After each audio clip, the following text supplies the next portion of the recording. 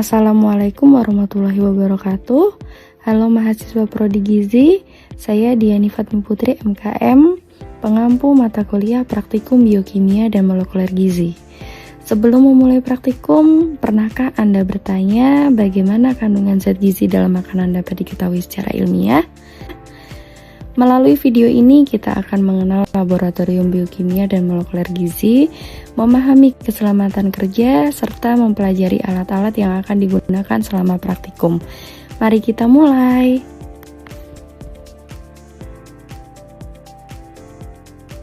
Apa itu laboratorium biokimia dan molekuler gizi?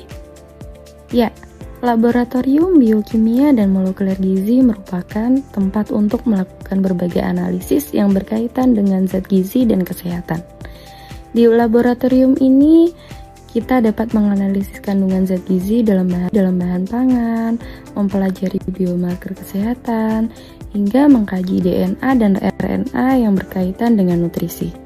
Data yang dihasilkan kemudian diolah dan diinterpretasikan sebagai dasar penelitian maupun pengambilan keputusan berbasis bukti ilmiah.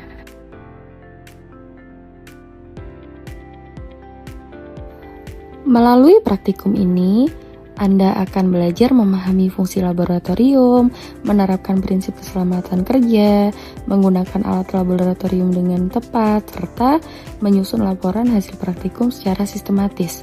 Keterampilan tersebut merupakan kompetensi dasar yang penting dimiliki oleh setiap calon ahli gizi. Sebelum melanjutkan, coba pikirkan sejenak. Menurut Anda, mana yang lebih penting? Cepat menyelesaikan praktikum atau menyelesaikannya dengan aman? Ya, dalam laboratorium keselamatan selalu menjadi prioritas utama. Karena itu, setiap praktikan harus mengenali potensi bahaya, menggunakan APD, mengikuti prosedur kerja, dan melaporkan setiap insiden yang terjadi selama kegiatan praktikum. Untuk menjaga keselamatan selama bekerja di laboratorium, penggunaan APD merupakan hal yang wajib. APD merupakan jas laboratorium, sarung tangan, masker, atau kacamata pelindung, serta sepatu tertutup. Selain itu, hindari makan dan minum di laboratorium, ikat rambut panjang dengan rapi, dan gunakan APD sejak masuk hingga meninggalkan laboratorium. Setiap bahan kimia memiliki karakteristik dan tingkat bahaya yang berbeda.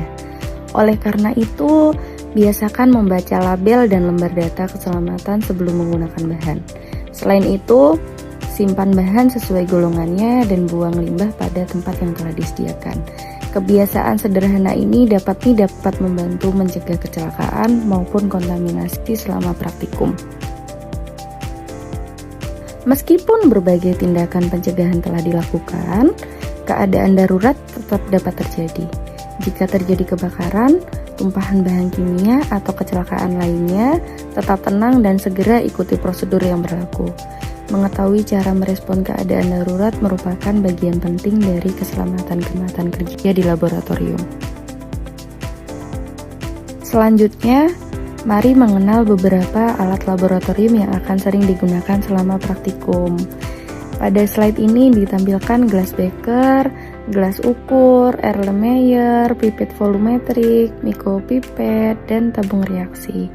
Masing-masing memiliki fungsi yang berbeda sehingga harus digunakan sesuai tujuan, pengukuran, dan analisis yang dilakukan.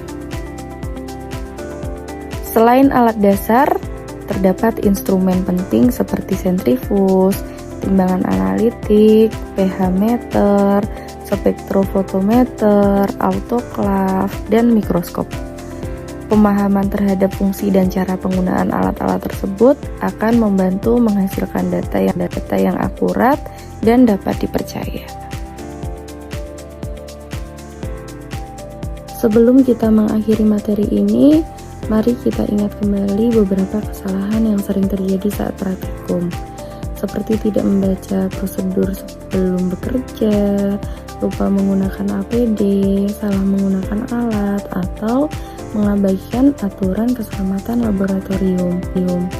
Nah, setelah mempelajari materi ini, coba refleksikan sejenak.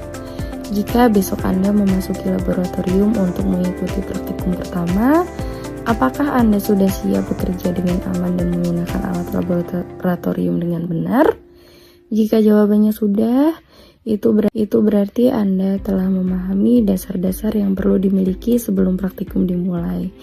Jika belum, silakan pelajari kembali materi ini dan jangan ragu untuk bertanya. Ingat, keselamatan adalah tanggung jawab bersama. Ketelitian, kedisiplinan, dan kepatuhan terhadap prosedur merupakan kunci keberhasilan setiap kegiatan laboratorium. Terima kasih atas perhatiannya. Wassalamualaikum warahmatullahi wabarakatuh.